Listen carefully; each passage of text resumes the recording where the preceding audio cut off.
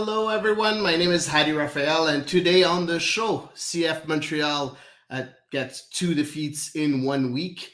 The rumor linking Eden Hazard to CF Montreal. CONCACAF releases the Canadian national team preliminary squad for the Nations League, and FIFA releases the World Cup 2026 logo. That and a lot more on episode 132 of The Ball is Round.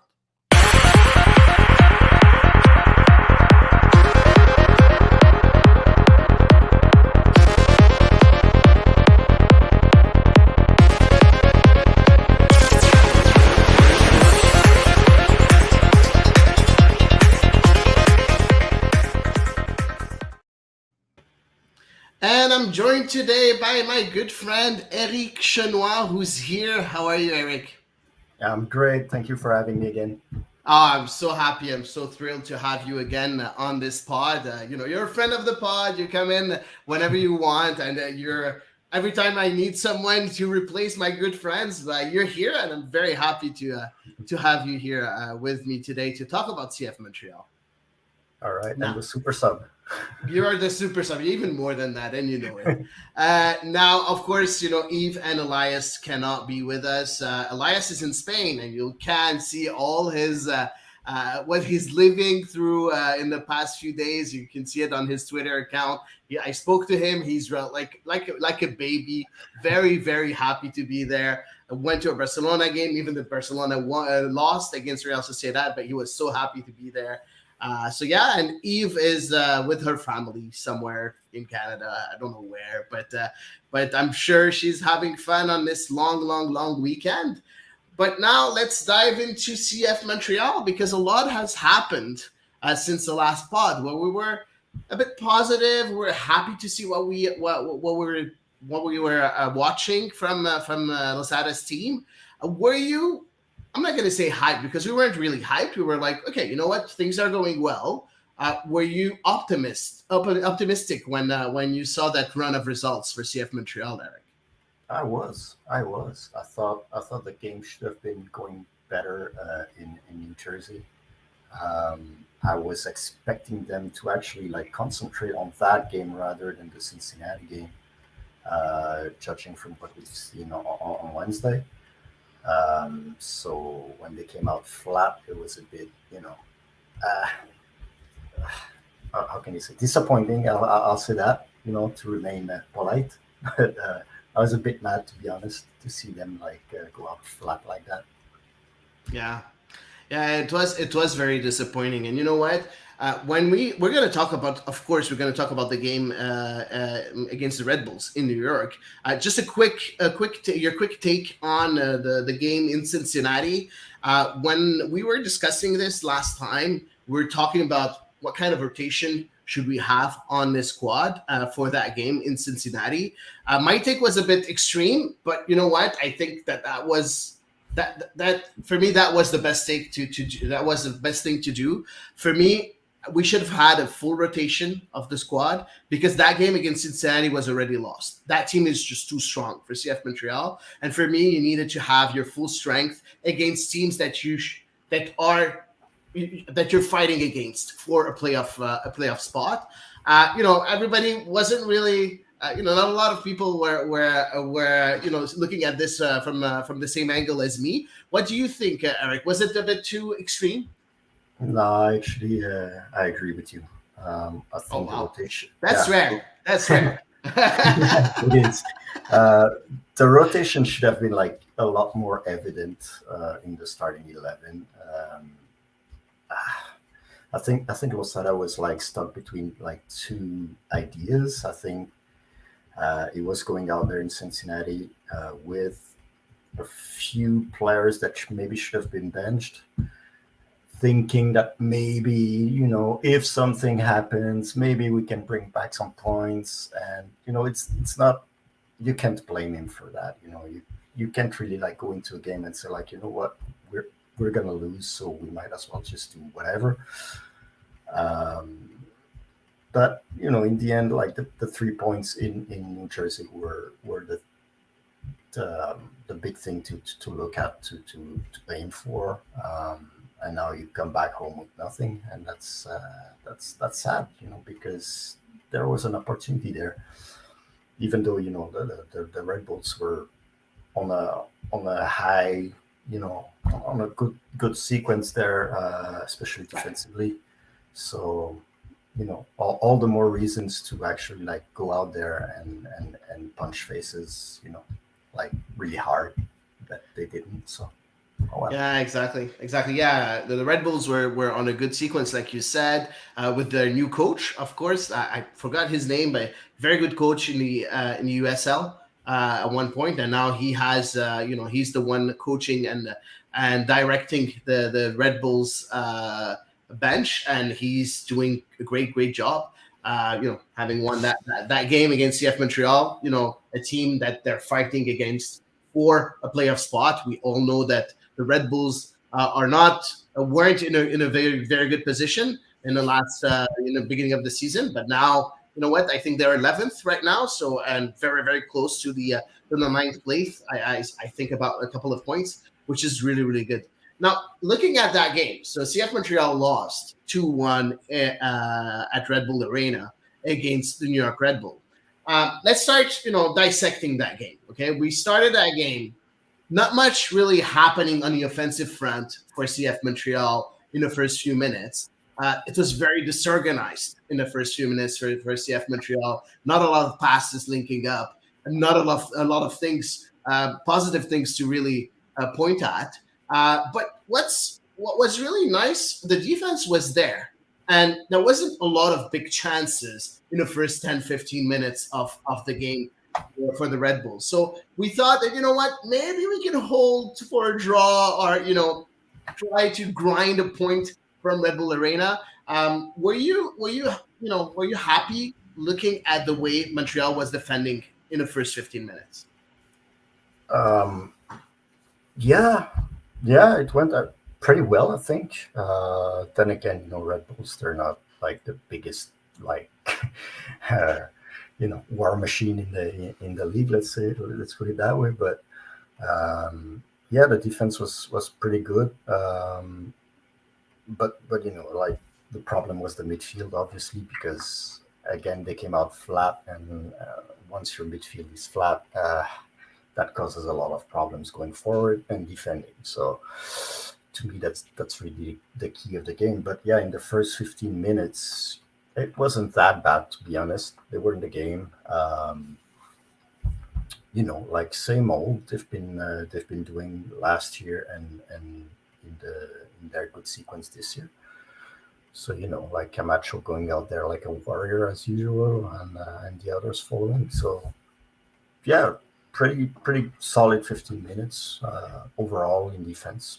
Yep. Yeah, and you know what? You talked about the midfield, and I realized I didn't put the starting 11 yet. So let's talk about the starting 11 for Renan Sada. So that was the lineup with Jonathan Sirois in goal, George Campbell playing on the right, Rudy Camacho in the middle of the three, and Joel Waterman on as a left center back. In the middle of the pitch, Mathieu Chouanière back in the middle next to Victor Wanyama. As right wing back, we had at that point Aaron Herrera. As left wing back, we had Ariel Lassiter, and as one number 10, Bryce Duke. And up front, we had Lassi Lapalainen and Chinonso Ofor.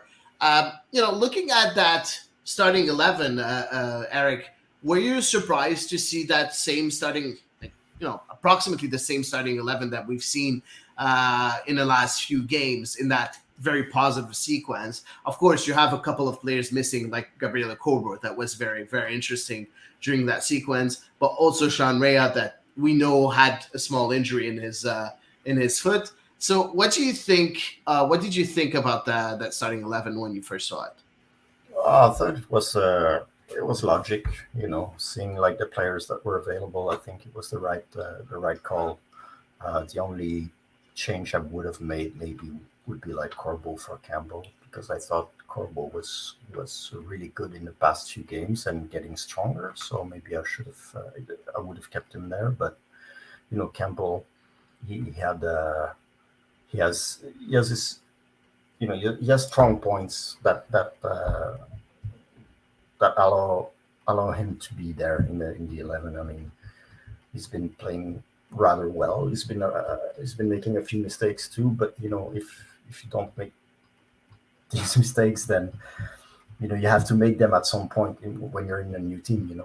So and you do that by playing. So um, can we blame Losada for that 11? Not really. To me, it was the right 11 for that game. Yeah. You know what? I looked at that starting 11, and for me, at one point, Gabriele Corbo and Rudy Camacho need a rest. And for me, that rest should have been on Wednesday. But the fact that they didn't have a rest on Wednesday, for me, they had to rest Saturday because it's too many games for them. I think they've been playing, I think, in the last 4 games as starters every 3 days, not being subbed off or anything. So I was a bit surprised to see again Camacho aligned in the starting 11, knowing that the previous game he played in the middle, and we all know that in the middle of the pitch, you spend a lot more stamina in the middle of the pitch than as a central defender, right? So yeah, it was a bit surprising, but at the end of the day, that was it. I really wanted to see two creative midfielders behind a lone striker. That's, I think, the formation that suits that squad a lot better than having two attackers. And we all know that Lassie was playing more as a striker than a creative midfielder because he's not really creative. So I was a bit surprised, but looking at the bench, he didn't have much. We all know Sean Rea, Yeah. as we said earlier, he was a bit injured. We know that he doesn't really like Ahmed Hamdi, so he's not he doesn't seem to be a solution. But do you think he could have maybe put another midfielder next to Wanyama and put Chouanier as a creative midfielder instead of having those two strikers up front? No, I don't think so. I think who are you going to put next to Wanyama anyway? So I mean, if Piet was there, it's another story, but he wasn't. So right now, I don't. There's Saliba maybe, Mm, but it yeah. wasn't like super great what he's been showing so far. So um, especially against a team who's going to be like playing fast down the middle, like they've been doing it in recent games. Um, and he hasn't been playing a lot recently, Yeah. so it wasn't the best game for Saliba. Uh, Other than that, I don't really see who could have been playing next to Wanyama instead of Chanier. So to me, Yeah. no, I don't. Maybe Hamdi. Maybe Hamdi, but I prefer Yeah, Hamdi playing next to Wanyama than Hamdi up front. So I yeah, don't know. maybe, but he hasn't been playing, so Yeah, exactly. he's That's out of weird. rhythm. That's So very weird. He's in the doghouse. Yeah, I think yeah, he's in the doghouse. But you know what? I'm gonna ask you a question. I'm pretty sure you're gonna smile. Do we miss Rida Zuhir? yes, we do. Of Thank course we you. do. Thank Of you. course we do. Thank He you. does where would have been like a solution Yeah. yesterday. Absolutely. So, but then Yeah. again, he's gone away for that loan, and he's gonna come back a better player. So, Hopefully, he just got his first start and got an assist, by the way, with San yeah, Antonio. So, absolutely. So, so very interesting. Hopefully, he'll come back as a more complete player because this exactly. guy has talent. He has a Yep, lot of talent. So, absolutely. hopefully, we'll see that next season. So, going back to the game. So, no chances in the first 15 minutes or so.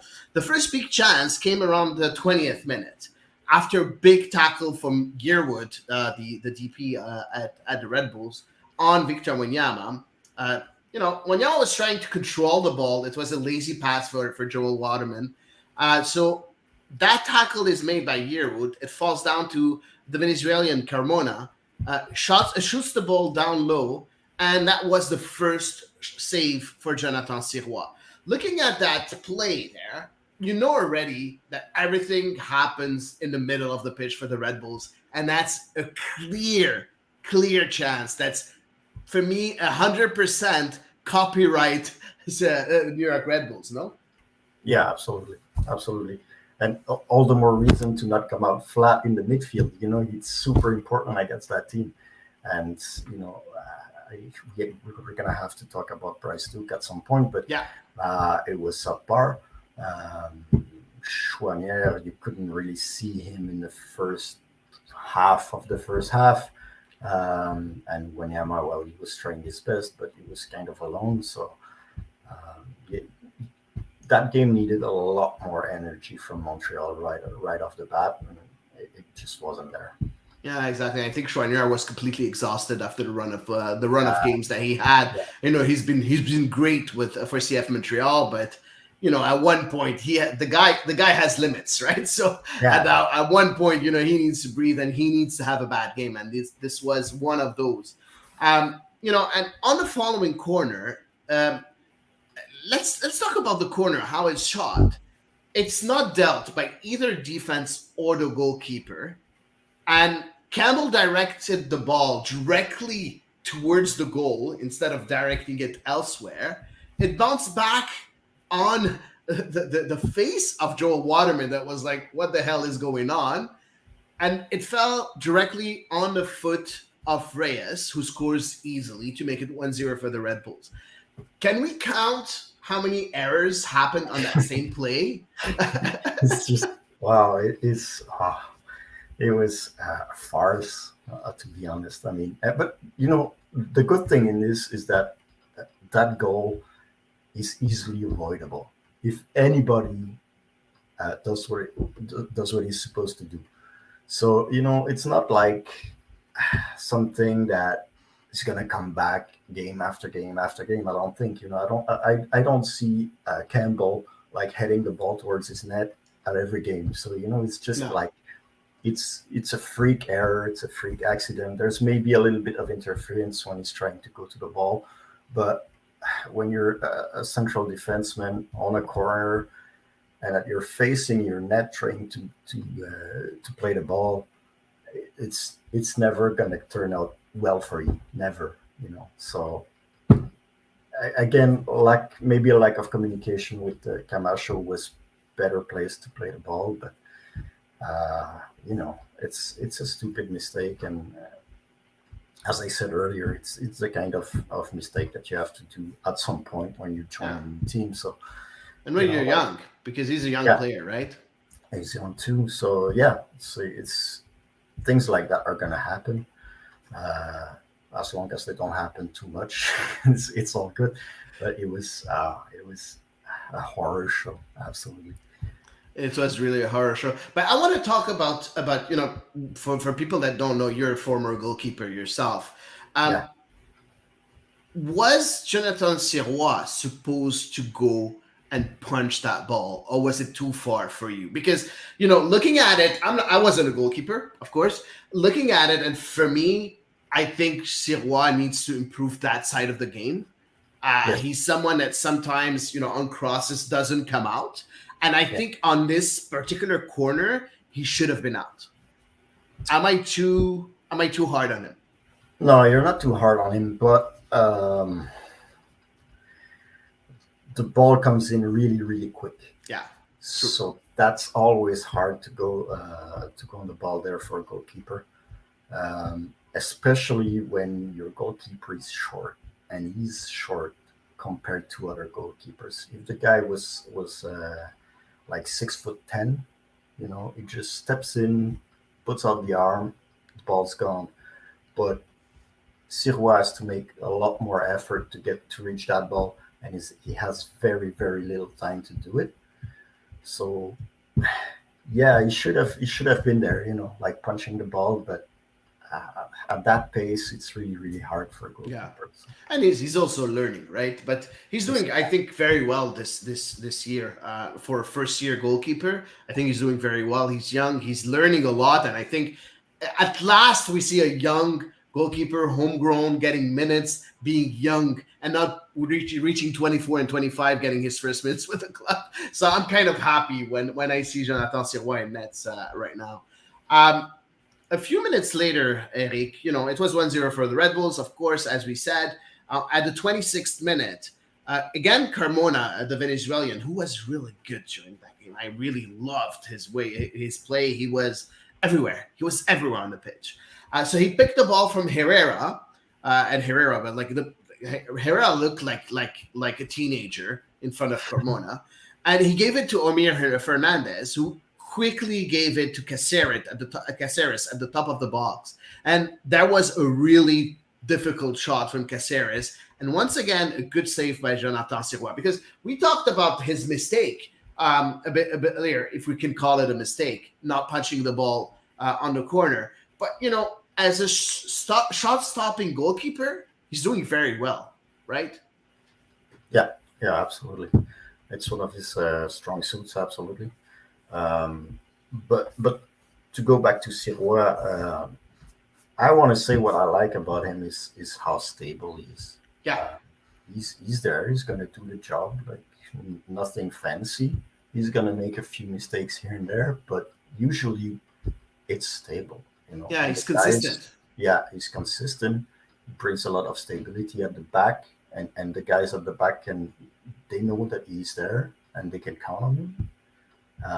That's so much better than a goalkeeper who's going to be like super good, super bad, super good, super bad, because you don't know which one is going to show up for the game. But with Sirois, they don't have this problem.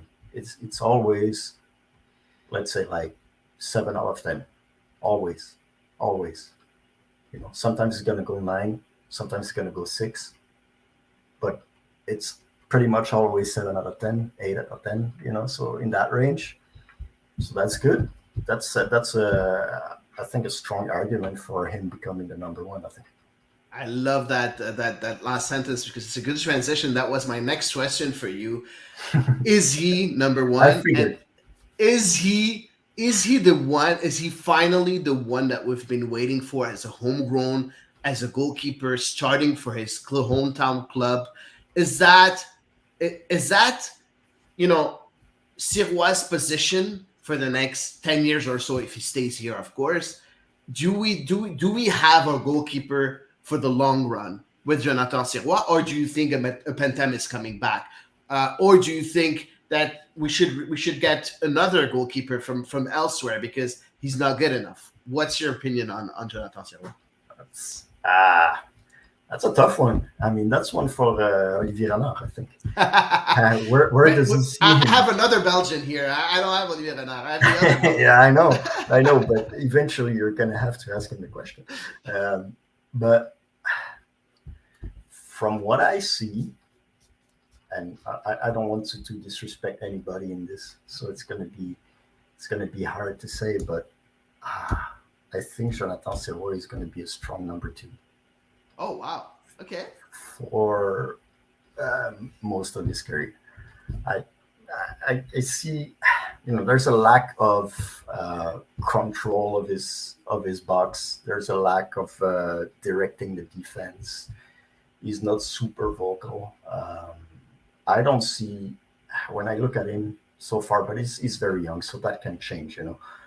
But I don't see him as the boss of the box at the back there. I don't see him as the boss, and you have to be the boss if you want to be number one Yeah, you have to be day in able to day out. command the area for sure. Yeah, exactly. And you have to be vocal. You have to be present. You have to be in the head of your defenseman all the time uh, to have a career as a number one. And so far, I don't see that. We see it sometimes when he reacts to certain things, but he has to be Interesting. like more. But he's young. He's a But rookie. Breza had that, right? But he had other problems. So I want to say he had that, but he had nothing else. But I'm not going to exactly, say it. I'm just exactly. going to. I'm going to be polite. So what do you prefer, right? Because at the end of Yeah, the day, at the end of the day, you have to choose your poison, right? Uh, yeah. and for me, I choose Sirois over Oh, Breza, and I choose absolutely. Sirois over Job. I choose Sirois. I'm not really sure if I choose him in front of Pentemis yet, but I'm leaning that way. Yeah, we'll have to see how Pentimus comes back from his injury. Yeah, Uh, because he's seen the young guy doing that quite good job, and the clean sheets and everything. So now the ball is on his court, and yeah, he has to react to that. So let's see how he does. Hopefully, starting Tuesday, Wednesday. So yeah. Yeah. That's going to be interesting in a couple of days, of course. Yeah. Next on the game, on a free kick at the 29th minute, it's a free kick won by Chinonso at 4. And I want to really specify that because a lot of people tend to forget that. So he won the free kick of 4. And then Bryce Duke played the ball right on the head of George Campbell, who directed and flicked the ball to Joel Waterman, who was surging towards the nets. And Waterman equalizes. You look at that play, and it's 1-1 for CF Montreal. CF Montreal didn't show anything offensively before that play. Nothing at all. It was completely deserted. The attacking side. You see, and we're going to talk about Bryce Duke. I want to talk about these players individually for the rest of the game, of course. How did you rate Chinonso 4 during that game? I know you wanted to talk about Bryce Duke, so let's talk about him now. And we talked a bit about Campbell's, but let's talk about Joel Waterman because he's been having some tough games in the last couple of days. So tell me all that you know about those 3 players. Well, Bryce Duke, during that game, I thought he was very efficient on set pieces, corners and free kicks, as shown in that goal. But we couldn't see him otherwise. No, that's the only time during the game where we could actually see him. Yeah, I the agree. rest of the time it was just non-existent, and that's bad because he's supposed to be a guy who takes the ball, asks for the ball, and which didn't really during that game. It's like he didn't want the ball, so that's weird. And you need that guy to bring the ball forward. So if he's not there, it's going to be super hard for you, and it showed during the game. So I thought also that he missed having another creative midfielder next to him. And maybe we can go there to save him, but no, because he's not Georgi Mihailovic, right? He's not that player that's going to come out. No, but he can be. He can be. Yeah, I agree. So he doesn't have a creative midfielder to play with him. Great. Is that a reason to be non-existent? No. I agree. You have Herrera on the right. You can play with him, try something. Most of the time it was like the easy pass and whistling and looking at the sky, So he wasn't really involved in the game, and I didn't like that, especially after seeing what he did in his first few games with Montreal. So to me, that was a big disappointment, actually. And I'm curious to see where he's gonna go from now, because which Bryce Duke is the real Bryce Duke? Exactly. And you talked about his efficiency on set pieces, but he shot a few set pieces that were very, very, very high and that were not dangerous at all. So even there, his strong suit, he had a few mistakes here and there, and that for me is a bit worrying. Yeah, I think the high set pieces were actually something they probably worked on. But maybe something too high. They were too high. Yeah, they were too high. Absolutely. There's high and there's too high, right? But most of them were won by Campbell or Waterman. So in the end, that's the idea. You have to reach your player over there. So and Campbell is towering. I mean, he's huge, and I think maybe that's why he was in this game instead of Corbo, because he's so high above the rest when it comes to set pieces. Like, he jumps high and he's pretty good with his head. So maybe maybe Bryce Duke got excited when he had set pieces and went super high for some reason. But he's still young, they're all young, so they're all young. They're still learning. So interesting. And you didn't talk about the elephant in the room, Chinonso 4. Because he did won that free kick. And he's been I think that people are being too harsh on him. Yes, okay.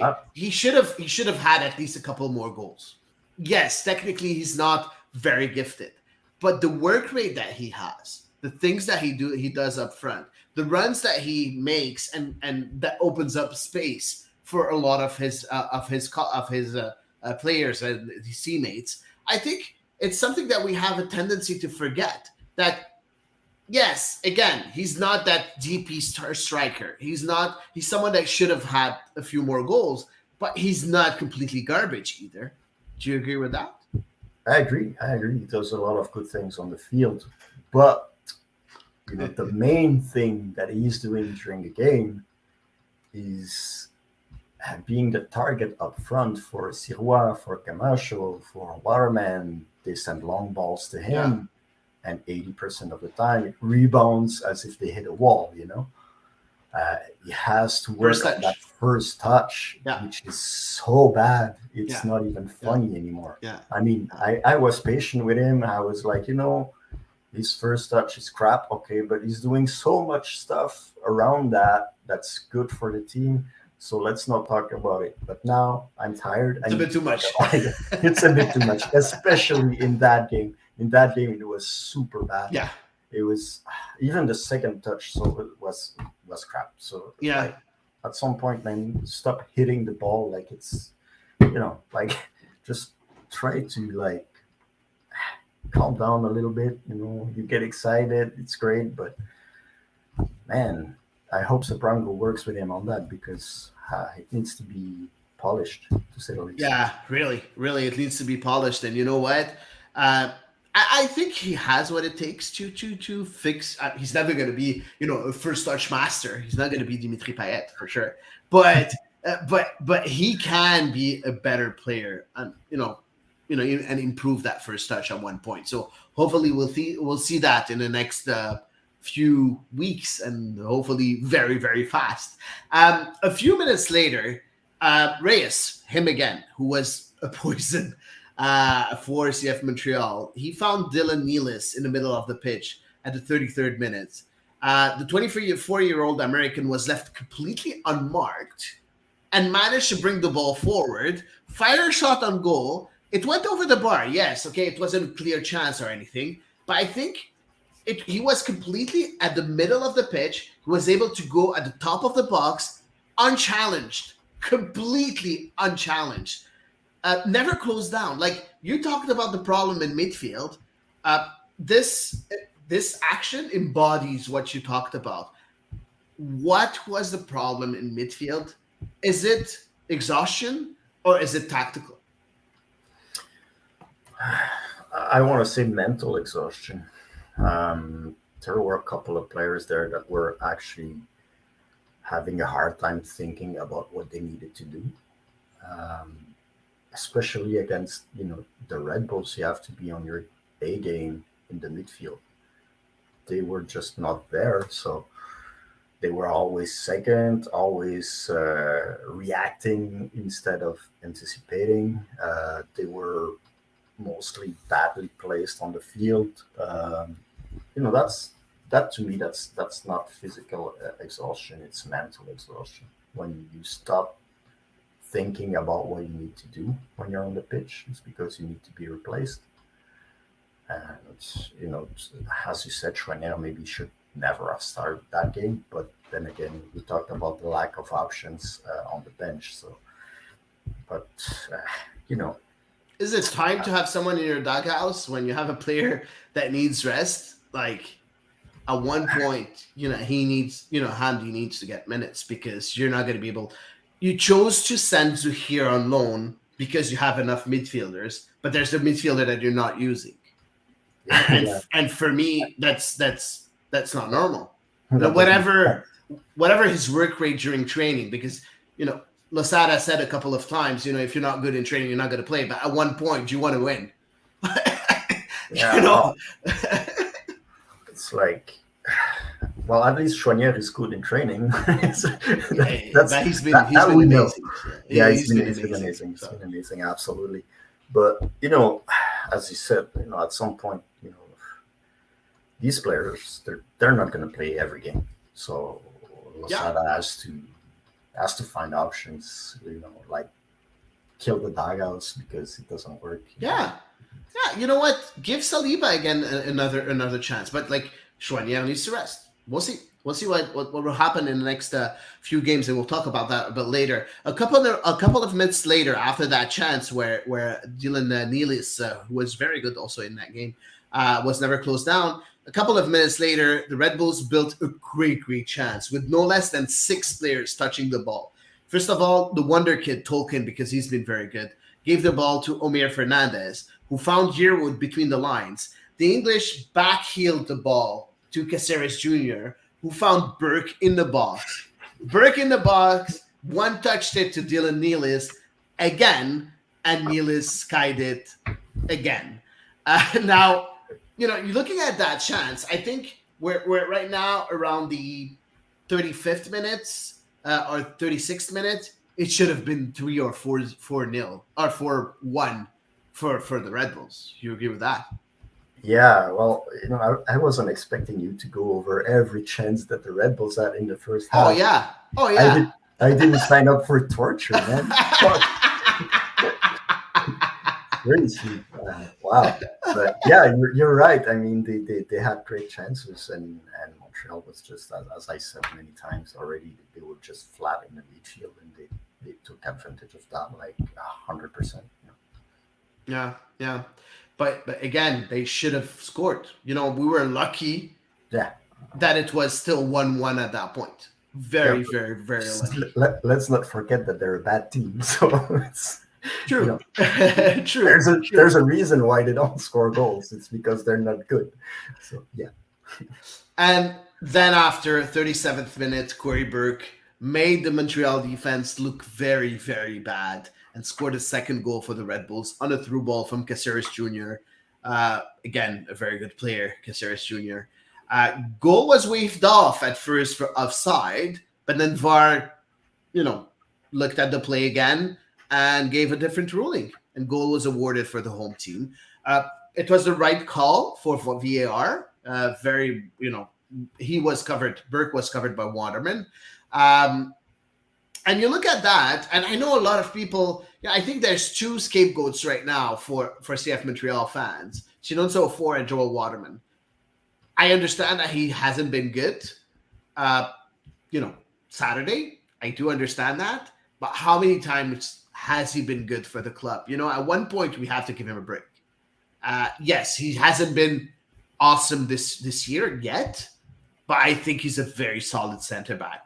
What do you think about Joel Waterman? To me, Waterman last year was the best defender of Yeah. the team. So by far. Yeah. So you have to give him.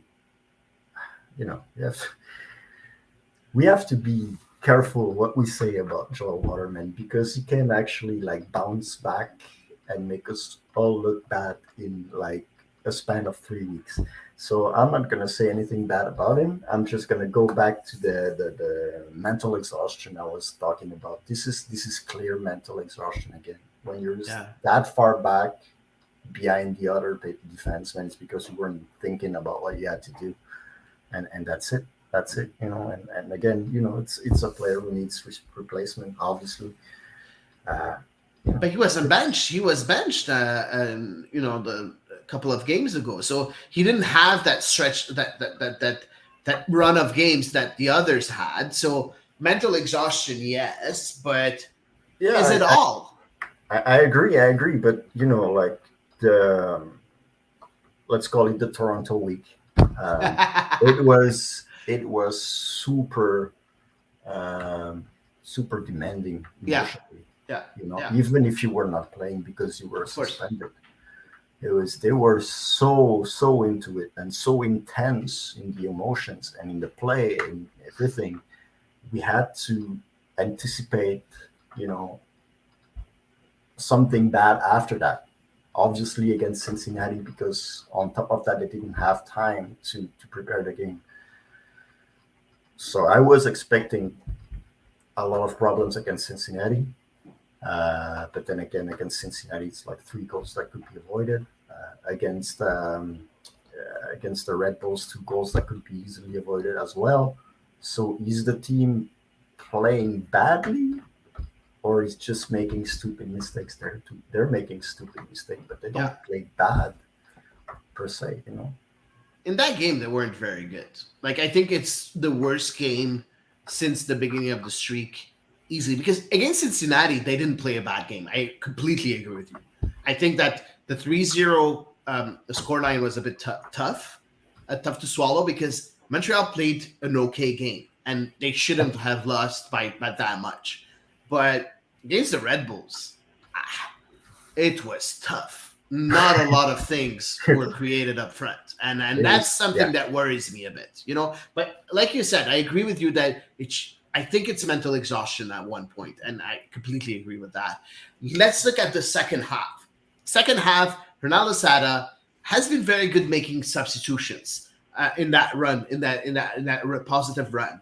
And he made, I think, the right substitutions with Corbo coming in for Waterman, course, because we knew we talked about Waterman not being good during that game, and Sunusi Ibrahim coming for Ariel Lassiter, so playing up front next to Chinonso Ofor, and of course Lassi Lapalainen moving back to his left wing back position. Uh, I like those changes. I really like those changes. I think Sunusi is someone that we could use a bit more often. Yes, of course, he has his limitations. I completely agree with that. But you know what? He's a different kind of player that we can play up front next to a four. And I think there could be some kind of chemistry between them too, because they're both Nigerian, they're both young, they're very. I think they can complement each other. One being a target man, the other one, turning around the target man. So, how did you like those substitutions? yeah, I like them. I think they were logic at the time. You know, when they brought it brought out a little bit more play on the wings with Lassie, Yeah, and then we've seen Montreal getting a little bit more of the ball and doing stuff with it, which was like non-existent in the first half. yeah, So that was positive, and I agree about Sunusi as well because um, yeah, he's not super great. Yeah, he's making mistakes. Yeah, he's shooting the ball over the net when he's like right there. yeah, I understand that, but if that guy gets more minutes, I think he's gonna get better. He's gonna get in the rhythm of the games a lot more because it's super hard when you come in for like 30 minutes, 14 minutes, 12 minutes. It's super hard to keep that level that you need, you know. And he's been doing some good stuff, I think, with the minutes that he's had so far. Yeah, he's not, you know, he's not the best striker in the league. That's by far, you know. But give him more minutes and see what he's got. I think, yeah, especially with Kyoto being out like every 3 days. So yeah, you know, like give him a shot. See what happens. yeah. And he was pretty good in the preseason, right? We saw him score a few goals in the preseason, and he got I think a Yeah, couple of starts at yeah, first, and then of course the team was very bad at first, so he wasn't able to show anything. And yeah, now since the positive run, I think he should have been introduced a bit more, yeah, and he should have had a chance at one point, and not only when the team is not playing well again and 2-1 down at Red Bull Arena, a stadium where we haven't been good. I think we've yeah, been good maybe once when a play of run where we were able to beat the Red Bulls, but we've never been good at the Red Bull yeah, Arena. yeah. But yeah, I agree with you. I agree with you. At the 52nd minute, Fernandez got the ball with a bit of space and sent the through ball to Corey Burke again, the Jamaican, who's been very good too. One on Please one with stop. Sirois. Huh? Please stop. Stop. It's enough. It's enough. No, but Seriously. listen, one on one with Sirois, and he was challenged by Camacho. I think that challenge by Camacho again, and you said it. Camacho has been the general of that defense, and if there is someone that didn't make a mistake during that game against the Red Bull, it was Rudy Camacho. Even if he was completely exhausted, and it showed a couple of times, but he's been so professional and so important for that team. Don't you agree? Yeah, absolutely. He's a warrior. It's like what I was talking about Sirois earlier. Uh, I said you know what he's going to give you every game. But it's the same with Camacho. You know, Yeah. he's like he's got like that one level, which is like super warrior, and he's out there and going at it. And sometimes, you know, it blows up in his face. But you know what? He's going to be there and he's going to fight for you. So that's always great for everybody on the field. Yeah, no, for sure. I completely agree. Now, at this 73rd minute, the Montreal defense again looked very good with Campbell blocking a good shot from Barlow and again Camacho clearing across coming from the right. So, again, we've seen a lot of improvements on the defensive side for CF Montreal in the second half. And that's something that we have to underline because, yes, they weren't good up front, but they did their job in the second half in defensively. And that's something that's very positive, in my opinion. And then Lasada, he saw that his team was getting better. You said that they had possession, they was doing something with the ball, and he decided to make three substitutions. Right after a header easily handled by Coronel, a header from 04, Hamdi came in for Lassie, so that pushed Mathieu Chouanière as a left wing back. Hamdi playing next to Wanyama at last. Herrera was substituted by Zed BG, and Miljevic came in for Duke. Um, what do you think about those substitutions? And do you think he waited a bit too much in order to do that? Ah, I wouldn't say he waited a bit too much. I mean, as I said before, we've seen Montreal getting more of the ball and doing Yeah, things with them, so it wasn't all that negative in the second half. So it wasn't a bad idea to actually like wait and see what they could do in the second half with the changes made at the half. yeah, But at some point, you know, it wasn't consistent. You know, you'd see some good flashes and then nothing, and then some good exactly. flashes and then nothing. So at some point, you have to introduce a player that you think is gonna like link everything together. And I think Miljevic could have been like thrown in a little bit earlier. Yeah, But Hamdi, I'm not sure, you know, because it's always hard to know what he's gonna bring really to the table. Sometimes he's gonna bring like great flashes of brilliance, and sometimes it's just not like non-existent on the field. So it's always a gamble with him. So, but Miljevic earlier, yeah, absolutely, 100%, yeah. yeah. And I would love to see Duke and Miljevic play together. I think that's going to be very, very nice. When they're both fit, I would love to see that because Duke is someone that's going to play one touch. And he's going to play very fast. He's going to find himself in the box and everything. Miljevic is someone that stays a bit back and has that vision to give through balls and to play a bit slower at a slower pace than Duke. So I think that mix that up front could be very interesting if Losada finds a way of playing them together. Don't you think that that's a bit promising? That link up could be promising for CF Montreal? But yeah, absolutely. But it depends which Bryce Duke is showing up Of course. because we don't know the real one yet. So Yeah. let's see. But yeah, absolutely. Two players with you know, like they're attack minded, obviously, and it could be interesting to try it out. Yeah. Yeah. Now, Montreal got better with those substitutions, as you said a bit earlier. You talked about mental exhaustion, and we've seen it because the difference makers, of course, I'm putting, the the difference makers when I talk about Ofor, Chouanière, Wanyama, those players that can win that extra ball or they can score that extra goal or make that extra pass, we're completely exhausted and completely we're running out of gas. And I think that's why, Montreal wasn't able to really create big chances until the end. And the penalty shout after the shot of Sunusi Ibrahim. Was it a penalty? VAR said no. The reason being the ball deflected onto the hand of the defender.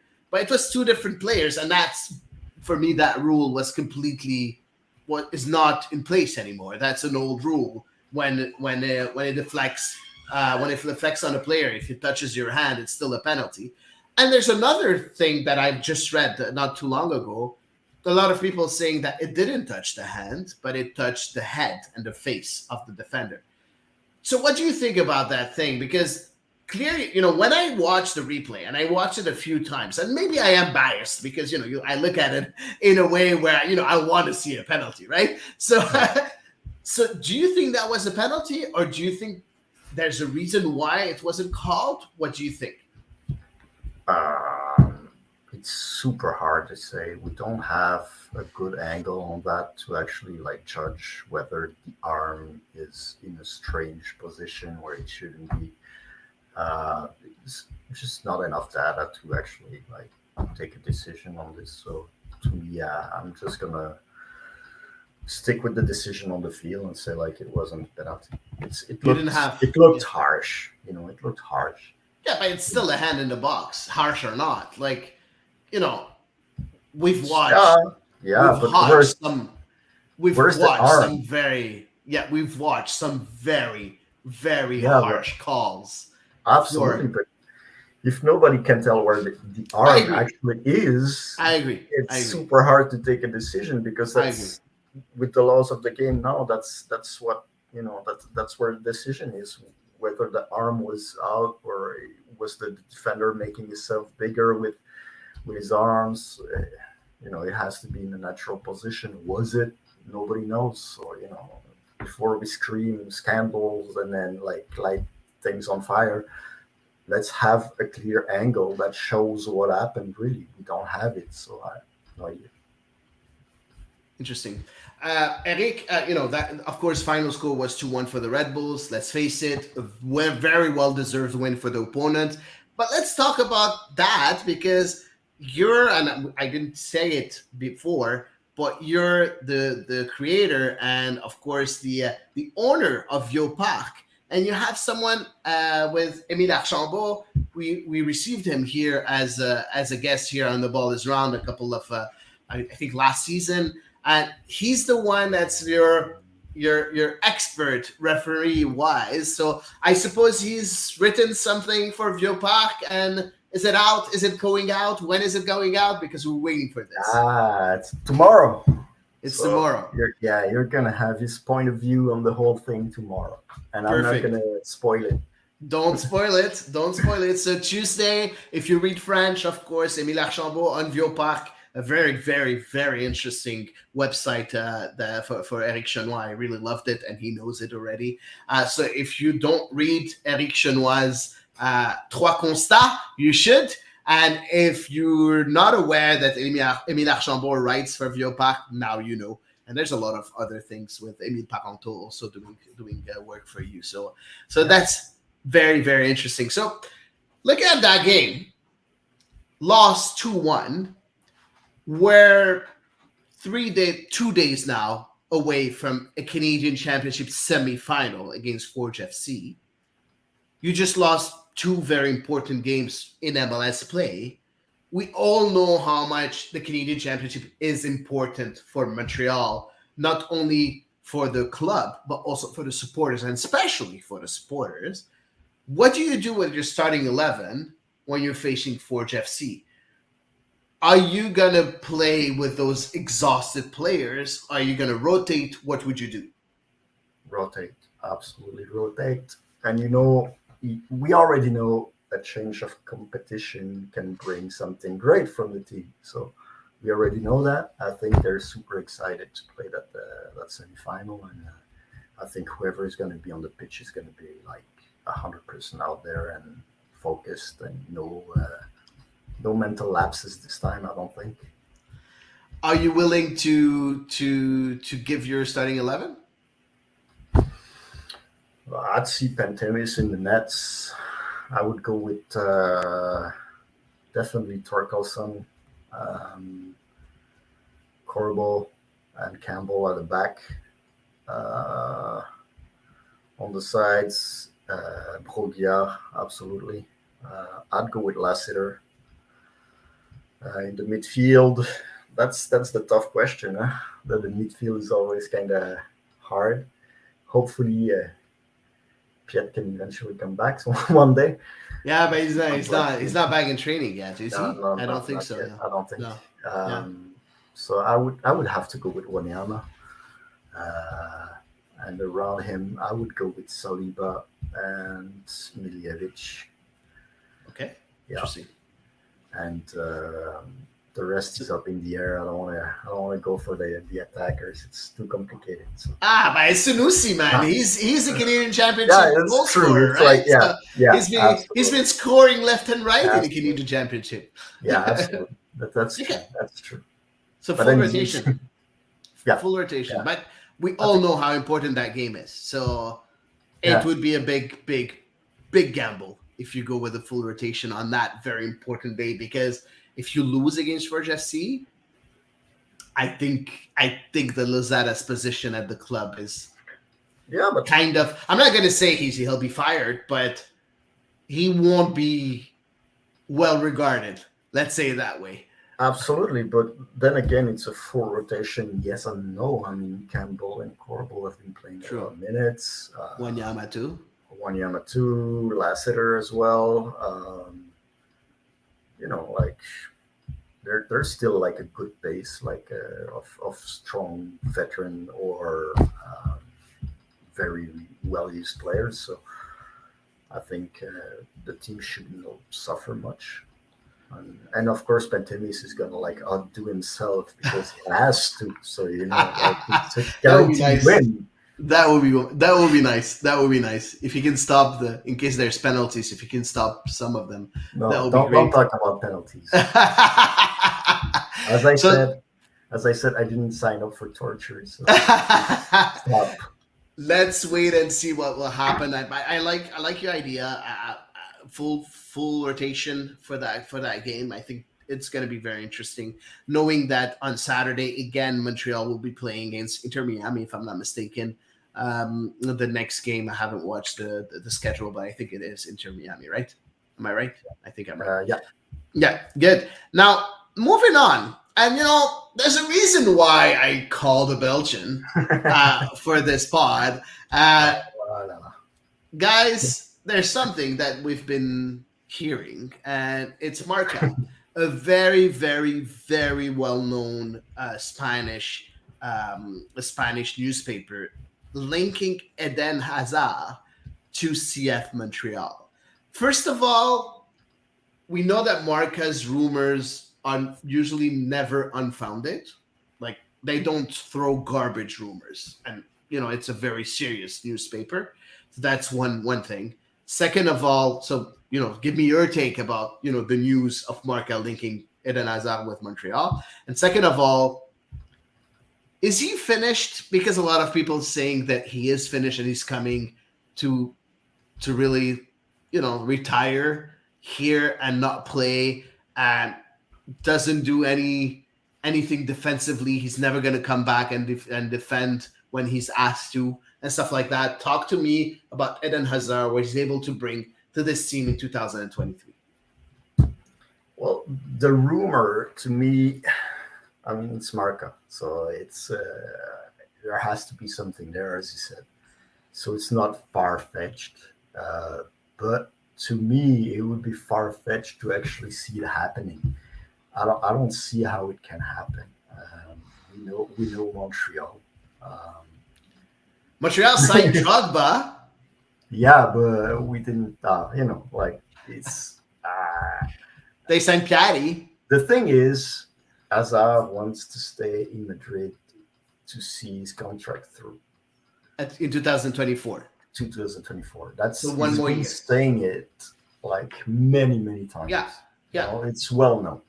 yeah. That means it's because he's making a lot of money and he wants to go through that contract Of to get course. that money. So if he moves, it's gonna have to cost a lot of money for the team that's gonna get him, and that's not really fitting with Montreal's mold. But if So Madrid releases him, because they know that he's not going to play when they release him, of course there's a mutual agreement made between the agent's player, the agent of the player, yeah, and of course the club. So he gets what he wants financially, and then he can sign another contract. yeah, Do you yeah. see then a possibility of Eden Hazard signing with CF Montreal? And let's talk about what he's able to bring to that club and about the naysayers saying that he's finished. What do you think about all that? Well, well, first of all, every time we think about But I think about Eden Hazard in the MLS. I see him like in New York or Miami or Los Of Angeles course. or anywhere there's an NBA team. Yeah, he's an NBA lover. Yeah, he's He an loves NBA basketball. lover, and every time I've seen a picture of him in the USA, it was at an NBA game. So, like that's a big plus for him. So if he's gonna make the jump to MLS, I really don't see it happening, being Montreal. So of course there's like the Belgian link, but it's really The big Belgian for link, him. the language, right? He does speak English for sure, Yeah, he but does. like, I but mean, there's a Belgian community here in Montreal. You're a part of it, right? So uh, that's something that you're not going to find anywhere else. Maybe he has ties here, he has family that's not here, or true. That's whatever. not true. There's a lot of Belgians everywhere.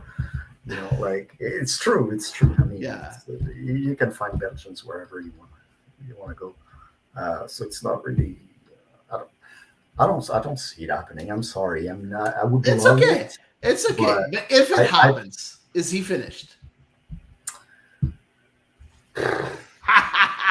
that's Oh man, that's that's he a doesn't tough want to one. say yes. He doesn't want to say yes because he's too proud. No, no, no. Actually, I've never been a fan of him. Actually, so Oh like wow. he's Okay. to me like Eden Hazard being on the pitch for Belgium or not on the pitch didn't really do anything different for me. He's a good player, um, but if you remove Kevin De Bruyne, then I'm mad. But Hazard, yeah, I don't really care. Uh, Easy finished. It's well known that this guy has never been really working in training. Yeah. It's since his little days, since probably when he was a kid.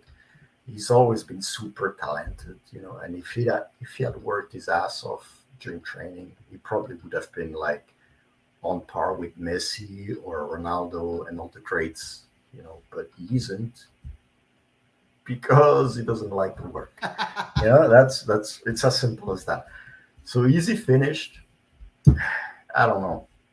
Put him on MLS field, and I think he can show stuff that we've rarely seen in that league. I think he can still bring that flash of brilliance and crazy shots and things like that. He's still a very, very good player. But, he's getting old. And of course, if he's going to come here, it's going to be, with retiring in mind. So Yeah. he's gonna come here for like 2 years. Maybe the first year he's gonna do stuff and people are gonna love him, but the second year it's gonna be subpar probably. So is it really worth it? I don't think so. So it would be fun to have him on the field, like it was fun with Drogba. Yeah. But how long would it last? Like Yeah. 18 months, Will you go 12 with your months? Belgian flag in case he comes and ask him to sign it or whatever, or a No, shirt, no. or As I said, I'm not like a you're big not a fan. I'm fan, not but so. he's been with the Now, if it was Kevin De Bruyne, yeah. all right, Stop dreaming. Kevin De that's Bruyne is something going. else. He will go to New York City FC for sure. Kevin De Bruyne at one Well, point, I'm but gonna have to move to New York then. let's wait and see what will happen. So Eden Hazard, so as per Eric Chenois, doesn't see him signing with CF Montreal, and if he does, we'll see flashes of brilliance, but not much on the long run. So let's wait and see. Let's talk about the Canadian national team. The men's national team have very important competitions coming through right now with the CONCACAF Nations League semifinal and hopefully final, or else playing for the third place in the next game, and of course the Gold Cup. And we talked a lot about the Gold Cup and the Nations League for the Canadian program. They need to start winning silverware to be taken seriously and to reach another level. They need to win. It's as simple as that. No more time for excuses. They need to get silverware, and now is the time. Let's talk about this preliminary squad that was released by the CONCACAF. But first of all, let's look at the Nations League. So The game against Panama is on the 15th of June, the semifinal against Panama. If they win, they will go to play the final. That will be the 18th of June. So it's going to be later in the day. And if they lose, they will play the third place. So for the third place, a bit earlier during the 18th of June also. So that's are the next games for the Canadian national team. And a few days later, there will be the Gold Cup. So we already know that they will be drawn with Guatemala and Cuba and one team yet to be determined that we'll know at the end of June, a few days before the Gold Cup, which is very weird. So, how important are those tournaments for the Canadian national team before we unveil, of course, the preliminary squad? Well, as you said, it's like a really weird timing to have like two competitions back to back like this. So I think the League of Nations is not going to be uh, fought hard by anybody. I don't think Yeah. everybody's going to like use it as a preparation for the Gold Cup. So I don't think it's going to be like super interesting. Unless you're interested in seeing like maybe new players coming and what they can bring. But But it's still a trophy, right? And Canada needs a trophy, oh yeah, it's whatever it still a is. trophy. But like it's Well, what kind of if you had a choice of winning a trophy and not winning one, you're going to win one. So for me, it's still a trophy. You need a trophy yeah, in your trophy case. yeah. But how hard are you gonna play when like the real trophy is up for grabs 2 weeks later?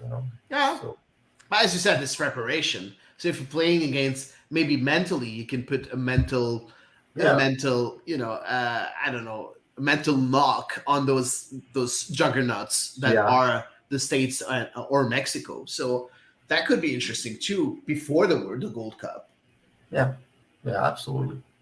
Yeah, I agree. Let's wait and see. Let's look at that squad because I think it was very, very interesting. So I will give you all the names. I just need to. It's a All bit the small here. all the Uh, 53 names. oh, just quickly. It's not going to take a lot of time, and I won't say the first name. I just say the last name. So we had Sinclair in goal. We had Borjan in goal. We have Crepeau that was called also in goal. Thomas Hassal that was called in goal, and Jonathan Sirois that was called as a goalkeeper. As defenders, we had Johnston, Adekukbe, Miller, Victoria. We had Donil Henry that's back, Richie Larea, Scott Kennedy, Dominic Zator that was called up a few times already. Joel Waterman that's back within that preliminary squad. Luca Petrasso with that's playing with Orlando City right now. That was released by Toronto FC. Lucas McNaughton that's now playing also with Nashville. Kyle Hebert that was here. That's here also from St. Louis. Raheem Edwards also that's here. Cornelius Brogia also here. Bombito from the Rapids and Ali Ahmed from the Whitecaps also in midfield. Loturi is called back. Eustachio, Witherspoon, Kone, Hutchinson. Alfonso Davies is written as a midfielder, which is very weird. Mike Anthony Kay, Jonathan Osorio, that's here. Samuel Piet, Liam Miller, that's here also. And Sean Rea is here. Ryan Poso with the Whitecaps is here also. And that's a very interesting name with Aiden Morris. Jaquil Marshall Ruddy, that's been here also. Liam Fraser, that's here. Mathieu Chouanière in the preliminary squad. That's pretty nice. And up front, Ayo Akinola, Charles Brim, Theodore Corbianu, DeAndre Kerr, Luca Coleosho, Jaden Nelson, that's been doing very well with Rosenborg in Norway.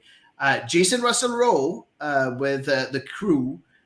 Jacob Schaffelberg with Nashville, that's doing a great job with Nashville. Ike Ogbo with Troyes in France.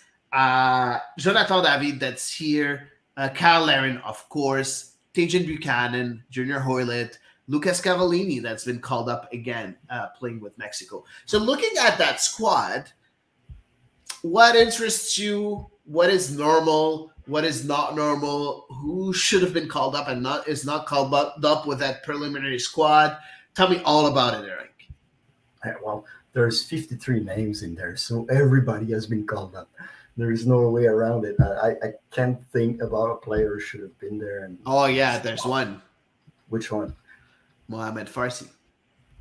Oh, Yeah, yeah, he's been absolutely. doing great, and we'll talk about So it a bit later. I will talk about it that's a bit great. later on social Indeed, media. indeed. But to me, the name that sticks out, and I might surprise a lot of people with that, is Moise Bambito. Really, I'm super excited, like tell me about it. super excited. I've seen this guy play in PLSQ at the time, and I was convinced. Like I've seen him, and like 20 minutes after, I was like, okay, this guy needs to go up. He needs to be. If I were an agent, I would have signed him like right there. I would have like found like a napkin or something like to write his name on and say like sign here. I was convinced within like 20 minutes. This guy Oh wow. is talented. Like And we I need mean, we need a central defender. He's a central defender, right? absolutely. And we Or need depth. defensive mid, but yeah. Okay, good. Uh, but he's great. He's great. He was like dominant in PLSQ, and wow, what a player! Absolutely. And I've been like looking to see if he played a little bit this season because I'm super excited to see him in MLS. So he hasn't played a lot of minutes, for maybe like 35 minutes, I think. Um, but it's I'm super excited that he's on the radar. I mean, I want this guy to like go up and like get better and get bigger, and could be like definitely like one of the best Canadian talents ever. I think Oh that's it. wow, interesting, That's it. interesting. So just to answer your question, he did play two games. He played 9 minutes on the 14th of May and 27 minutes in the 18th of May. Both of these games, of course, the Rapids lost. So they lost 2-1 against Philadelphia at home, and they lost 4-0 away in Atlanta. But again, he was on the bench. He came in as a substitution.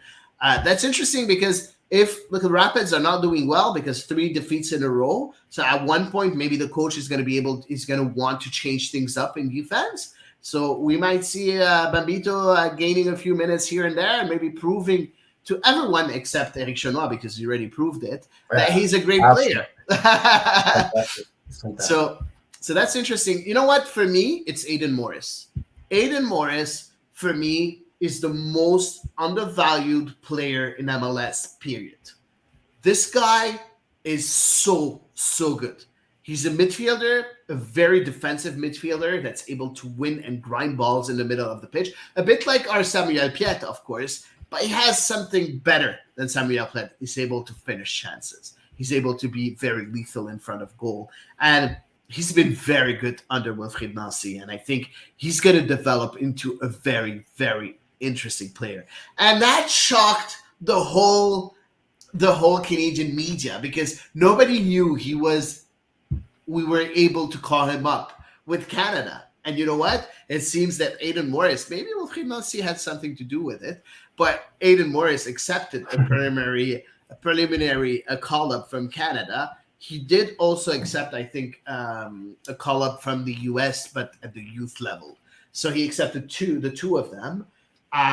So do you want to have minutes in with a great team with the likes of Alfonso Davis, Tejan Buchanan, Jonathan David, and stuff, and knowing that you'll be in rotation, or do you want to be in the shadow of all those midfielders that are with the US team? What would you choose if it was you, Eric Chenois? What would be your choice? Forget that you of course your heart is with Canada a bit.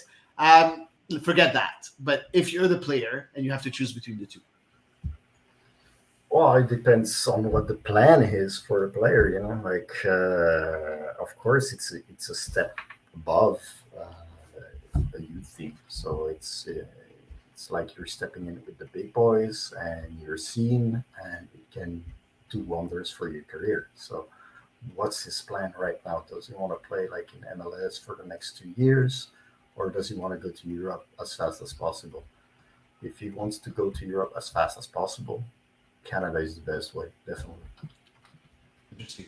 Interesting because you're talking about his career as a in club, which is very important. But I look at it as his career internationally.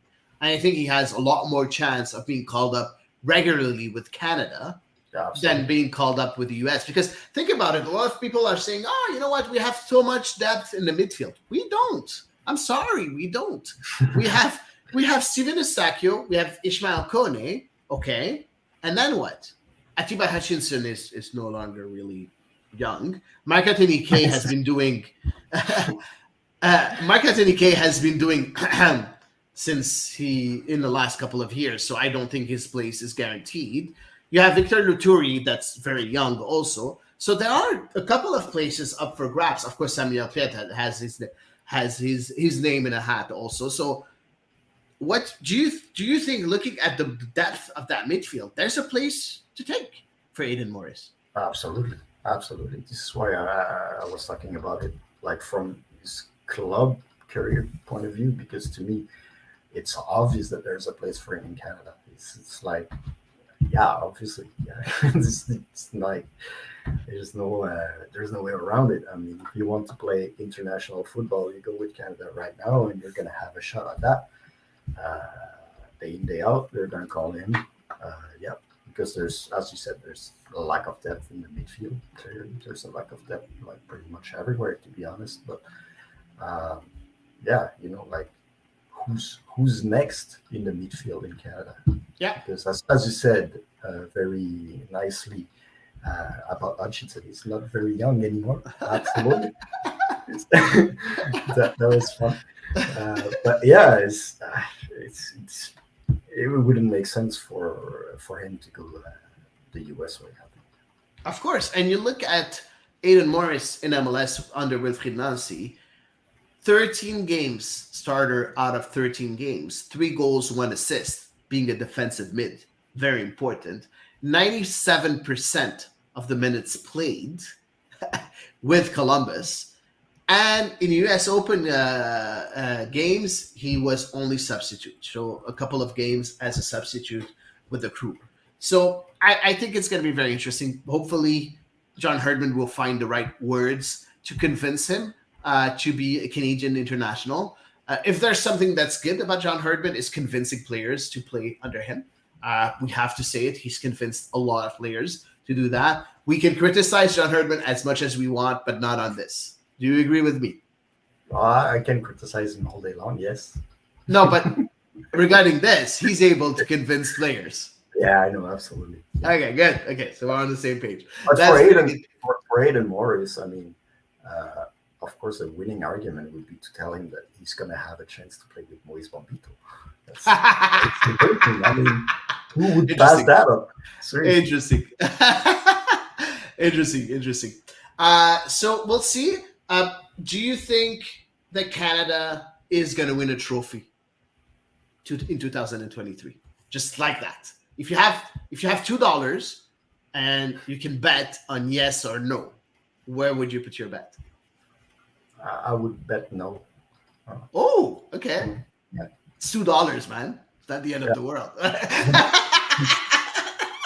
More money. Right? So why no? Well, you don't want me to criticize John Herdman. Oh, come on, go ahead. What Go can I ahead. do? That's not what I said. I said we cannot criticize him on the fact that he's able to convince players to play Yeah, under him. absolutely. That's the only thing I said. But No, yes, but- of course, you can criticize him all but day it's- long. No problem. The coaching is subpar. I don't think it's high level, so it's going to be very very hard to win a trophy. Well, there's the Nations League thing there, but it's not enough for me. When you see the players that he has, when you see like a guy like Alfonso Davis, and you have John Herdman as a coach, that doesn't cut it for me. You need someone with like a better background in this. It's like it's too short. It's we've seen it at the World Cup. It was nowhere. So I mean, right? Listen,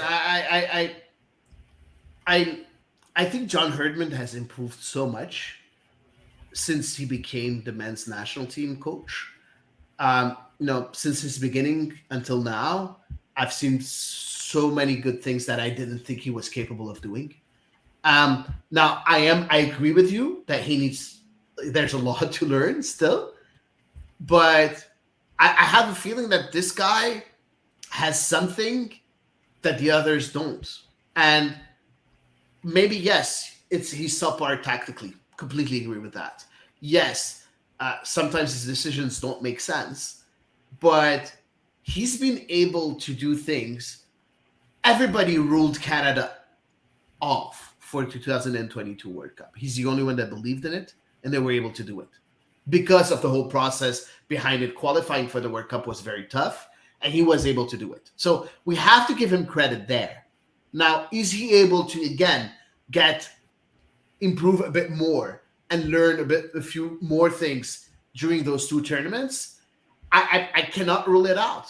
I just cannot. Now, I'm leaning towards you and towards what you're saying, but I have a feeling somewhere that's telling me you might be wrong. So I'm waiting. For me, 2023 is the year for John Herdman. If he doesn't win a trophy, that's it. I'm done. Well, that's it. You're done. He's At not gonna least one win. trophy. At least one Yeah, trophy. like you have to take into consideration that the U.S. and Mexico are not gonna suck both at the same time every year. You know, But so the Mexican team sucks really bad now. They're not yeah, doing well.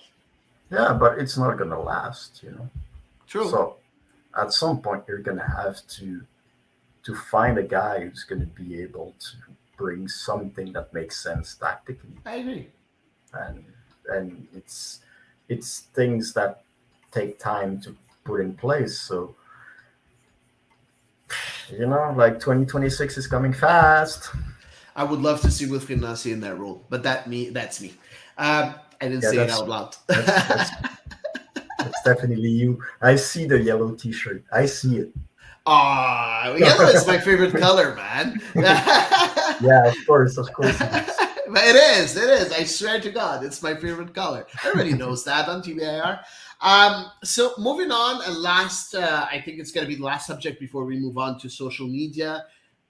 FIFA released its logo for the 2026 World Cup. If you haven't seen it, here's a video.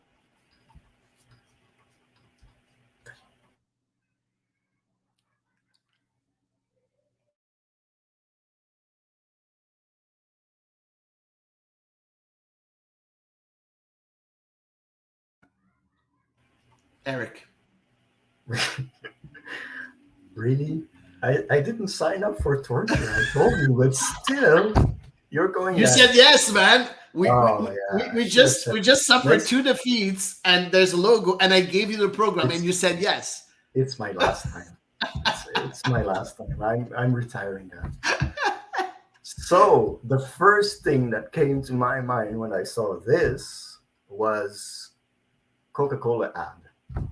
Yeah, I agree. To me, you replace the trophy with a bottle, and it's perfect. It's like Coca-Cola 2026. Something big is Love happening. it, love it, love it. That's all I have. But Oh, that's bad, it's man. no seriously, That's bad. seriously. It is bad, but I understand FIFA trying to do something different. I respect that, and it brings me back to 2002 when they went with a brand new ball that was like never before seen. They had these classic balls of like Yeah, the tango being redone for every World Cup, like black and white and stuff, and easy until like France put a little bit of color in it. And then they went with the Fever Nova, which was like the ugliest ball ever, right? We yeah, agree? yeah. I agree. it I was it agree. was the ugliest thing that But they ever put out.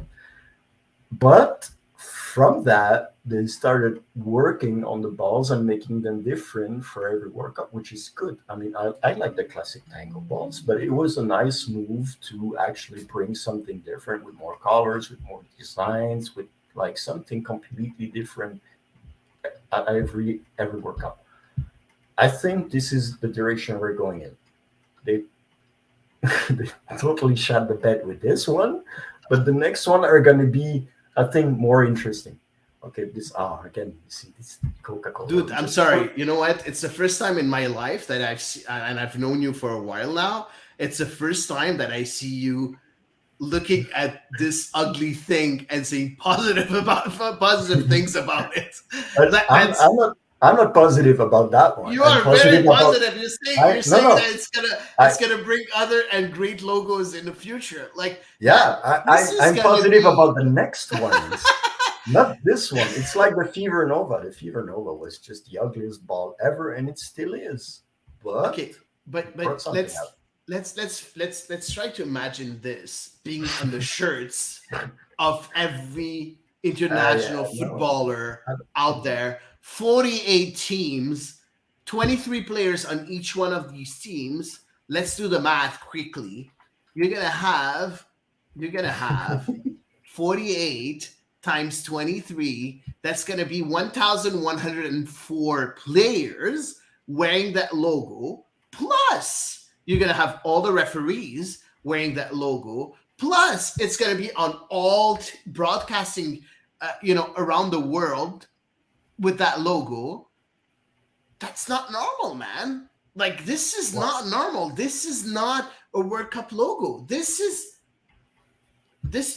shit, man. This is not it's, that's- what. Like it's I could have done that in my sleep, and look at the logos that I created. They suck. yeah. I agree with you. I mean, but it's a move in a new direction, and I think this direction is going to be interesting because recently all the logos started looking pretty much the same. They were boring. Uh, they weren't ugly, but they weren't great either. So bring a little Yeah. bit of new new vision in the mix, and why not? But not this one. This is bad. This This is is very very it's bad. wow.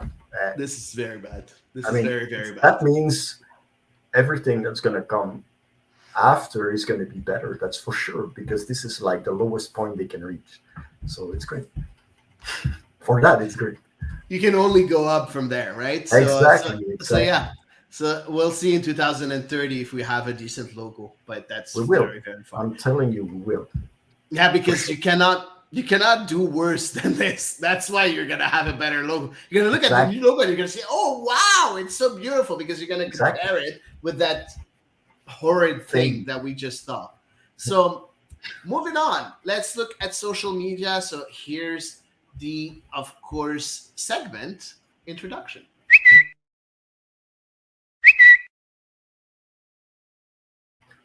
Before we go, I want to go Yeah. back to the logo, Oh, again. and I want to ask the people listening right now if anybody can actually like take that logo and replace it with a Coke bottle and put Coke under it. I, I'm I, I'm up for that. Like, do it, please do it. I'm sure it's gonna look better actually, but that's what I have in mind every time I see it. I see the Coke bottle and Coke under it. So if anyone can actually do that, send it my way. That would be interesting. That would be Yeah, interesting. So let's look at social media, and if someone wants to do it, of course, tag Eric Chenois and not TBIR. No, you can you can tag TBIR if you want to, but that could be very interesting. tag Um, FIFA. yeah, tag FIFA too if you can. So looking at social media, of course, there's a lot of things that we can see a lot of interesting tweets.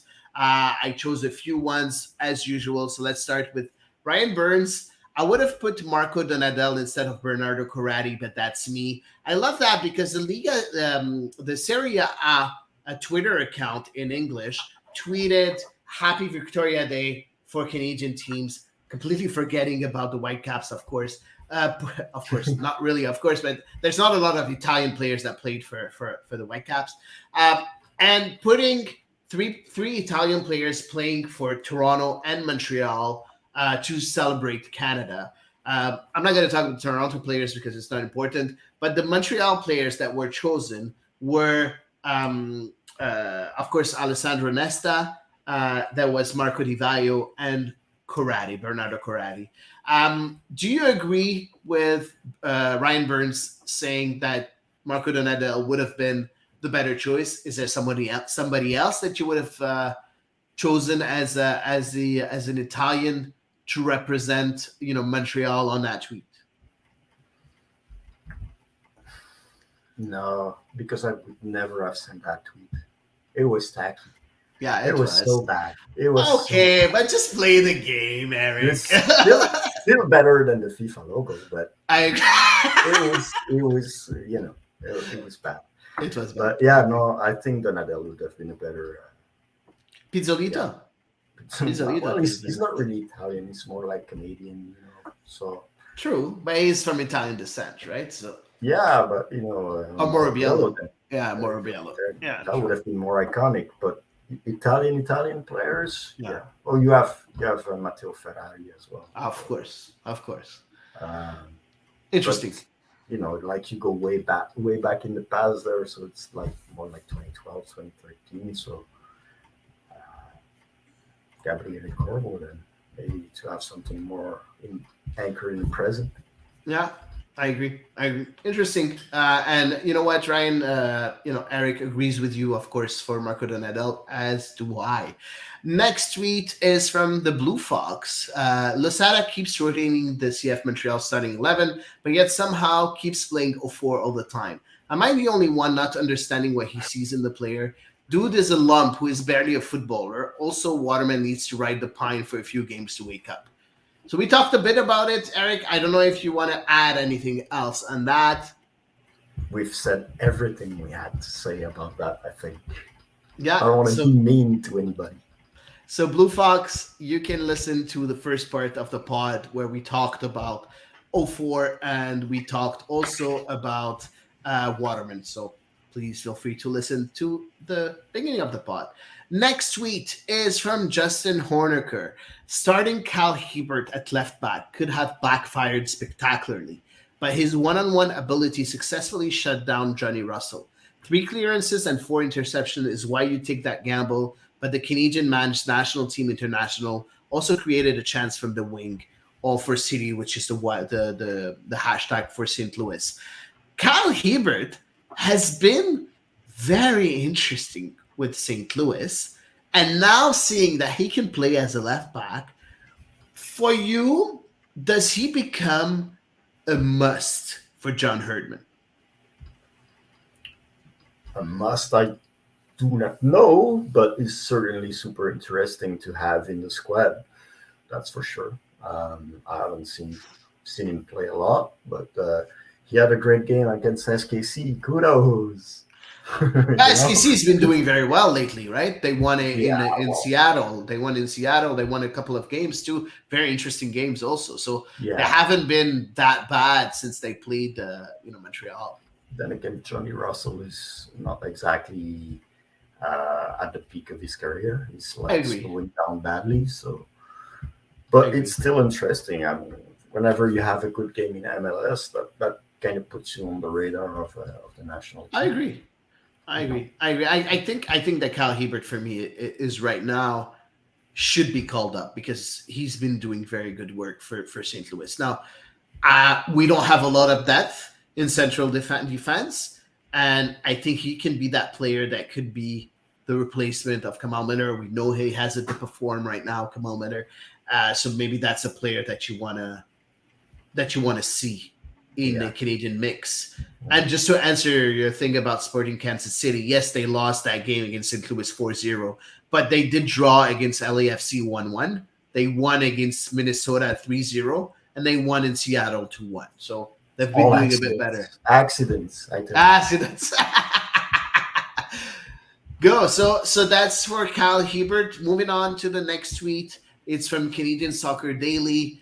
Crew 96 Mo Farsi was a surprising omission for Canadian national team preliminary Nations League squad. The 23-year-old who is also eligible to represent Algeria reportedly politely declined the invitation to Canadian camp. Mo Farsi seems to be choosing Algeria over Canada. is it a possibility to see him play with the Algerian national team? In your opinion, an MLS player called up. We've seen, of course, the goalkeeper, the Algerian goalkeeper. I forgot his name that played with the Union. That was called up with for Algeria. So it would not be the first time that we see an Algerian player called up from playing in MLS. But do you think that's a possibility? Do you think that's a smart move? What do you think about the whole thing? Well, I don't see why not. It wouldn't be called up. MLS is getting more and more competitive, and he's doing a great job. So it wouldn't surprise me. What surprises me is his choice. I mean, Algeria, when you, well, of course, there's Alistair Johnston that's there, and yeah, but Algeria, really? I mean, come on. You have Canada right there on the move, rising up, uh, getting better. You have great players in that team. It would do wonders for your club career if you actually were playing in that squad. Not that it wouldn't be the same with Algeria. I'm not saying, but to me, I think it would be harder for him maybe to stay in Algeria squad and be called up every time. While for Canada, he would probably be called every time. And so this is why I'm surprised about the squad. I have nothing against Algeria. Algeria is a very strong team actually, but this is why it might be harder for him to stay in that group. So, but it's at the same time it's a nice challenge for him, and maybe that's what he's after. But I would think twice about that one. Maybe call Nick Martineau to your show next week. See what he thinks about it. I don't know. Oh yeah, no. His agent No, is go is he's an agent, so he's always going to be behind his player, right? So yeah, well, yeah, but I doubt that he's going to come and tell me, you know what? No, what a super choice from Mohamed Farsi. I doubt it very much. So, it's good. but very nice guy, of course, Nick Martino. Yeah, He yeah. can Hi, come Nick. By on the the way. pod. He can come on the pod whenever he wants. That's for sure. If he listens to us. Now that's something there's something that's very interesting about that choice though, because you have Alistair Johnson as a right wing back, you have Zachary Bogia, you have Tejan Buchanan, you have a lot of players that can play that right wing back spot. Do you think now he can play also as a left wing back? That's what's really Yeah. interesting about more Farsi. But do you think that he sees more chance playing for the Algerian national team? Because as right wing back, I'm not really sure who they have. I know they have Yusuf Atal, but I'm not really sure if they have anybody else. Do you think it's when he looks at the sort of competition he's going to have, maybe it's his choice is motivated by that? Uh, Probably, but then again, there's a lot of quality in Algeria squad and in Algerian players that we may not know yet. So Uh, they produce a lot of good quality players. So yeah, okay, today there might be a better opening towards Algeria for him, but how long will that last? You know, so again, to me, if he chooses Canada, he's gonna be on the radar like for every game, even though there's a lot of players there that might play his position, but he can play on the left as well. So you can move him around. I think he has a shot to play in the Canadian squad, I agree. I agree. and like And I think whenever you want to push and you want to put a goal and you want fresh legs, I think you need someone like Mohamed Farsi. Like he can bring that yeah, spark, exactly, and that could be very interesting. and Offensive spark that's could be very interesting for yeah, for there John are Hardney.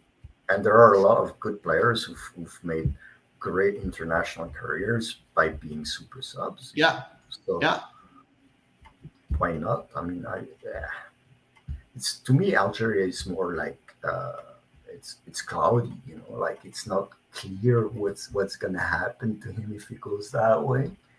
While Canada is a much more definite route for him, and it puzzles me that he would actually lean towards Algeria. we'll see. We'll see what will happen in Mohamed Farsi's international career. And last but not least, of course, it's from Football Life. Gotta agree with KJ, Christian Jack from One Soccer. Hard to reconcile leaving seven spots open and no Canadian Premier League players chosen. Is the Canadian national team sending a message that CPL level doesn't cut it? I find that hard to believe because you were able to call up to 60 players for the preliminary squad. No Canadian Premier League players were chosen. We've seen a hesitancy from John Herdman and his staff calling up Canadian Premier League players. What do you think about that? Honestly, I don't like that. I think you have to promote your domestic league, and I think that you have some very good players in that league that deserve a shout. Not to be starters, of course, but to integrate the first team squad and show what they're capable of, and see if they can play at a higher level, learn about the higher level, and maybe get minutes here and there. Um, Seven open spots, no Canadian Premier League players. What do you think about that? It's strange to say the least. I wouldn't be surprised at all if there were some politics involved in that, As usual. as usual. So, what's the story? I do not know. But yeah, sure, more CPL representation would have been good. I mean, not saying they should have called up like the seven remaining players from CPL, but two or three at least. I can think of names that could like have made the list. But Yeah, you know, like I see David Choignard, for instance. Like why not? You know, I but agree. they have Moise Bombito, so they can't always be wrong. Good. So we'll see what will happen, of course, with the Canadian Premier League, and the national team. And that will close up our show today. First of all, thank you very, very, very much, Eric Chenois, for being here. That was very pleasant. I hope you liked the show and that you enjoyed it. I did enjoy our discussions. Yeah, it was super fun as always. Good, good, good. And of course, if people want to reach out and talk to you, Eric, how can they reach out? If you can give, of course, your website address too, that would be great. Yeah, yeah, So tell yeah. us all about it. Yeah, so mainly Twitter at Eric V King or Viopark, Viopark.ca. I'm there. You can find me easily online on Twitter. Perfect. So that's it. That's all, folks. Thanks a lot for staying with us and listening to our show. Of course, as you all know, our content is always going to be free because this is the way we like to roll. But if at one point you're interested, we do have a Patreon page. You can always go and give us a bit of money so we can grow our content and make it better and better because we do want to make the product better for you guys. That's it. That's all. Thanks a lot, and see you next week for another episode of The Ball is Wrong.